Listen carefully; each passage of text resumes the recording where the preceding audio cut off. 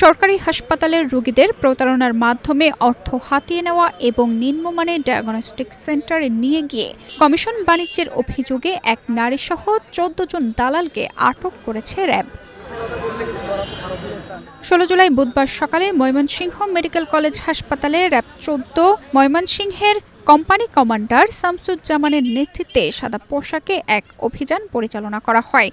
সব মশার বিরুদ্ধে সুরক্ষা দিতে এলো বসুন্ধরা এক্সট্রিম অ্যারোসল, মশার বিরুদ্ধে এক্সট্রিম সুরক্ষা। অভিযান শেষে র্যাবের নির্বাহী ম্যাজিস্ট্রেট মোহাম্মদ আবু হাসান ভ্রাম্যমাণ আদালতের মাধ্যমে আটক ১৪ জনকে বিভিন্ন মেয়াদে কারাদণ্ড ও অর্থদণ্ড প্রদান করে। র্যাব জানায়, দীর্ঘদিন ধরে একটি দালাল চক্র হাসপাতালের সাধারণ রোগীদের নানা ধরনের প্রলোভন ও প্রতারণার মাধ্যমে অর্থ হাতিয়ে আসছিল। এছাড়া রোগীদের বিভিন্ন নিম্নমানের ডায়াগনস্টিক সেন্টারে নিয়ে গিয়ে কমিশন ভিত্তিক বাণিজ্য পরিচালনার অভিযোগ রয়েছে তাদের বিরুদ্ধে। মেডিকেল কলেজ হসপিটাল থেকে প্রচুর অভিযোগ পাচ্ছিলাম যে এখানে যে সমস্ত সাধারণ যে সেবাগ্রহীতারা আসে তারা বিভিন্নভাবে হ্যারাসমেন্টের শিকার হয়।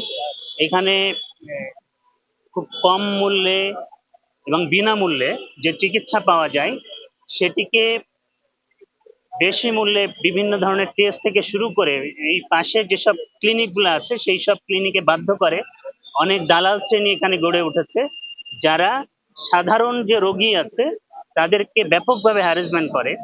তো আমরা আজকে র্যাব ১৪ পক্ষ থেকে এই অভিযান পরিচালনা করছি, করে আমরা মোটামুটি ২০ জনের মতো এই দালাল আমরা ধরেছি এবং যাদেরকে বিভিন্ন মেয়াদে কারাদণ্ড দেওয়া হবে।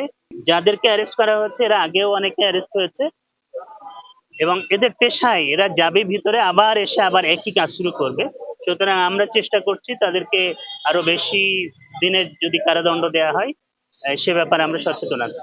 তানজিদা রহমান, ইনায়া, বাংলাদেশ প্রতিদিন।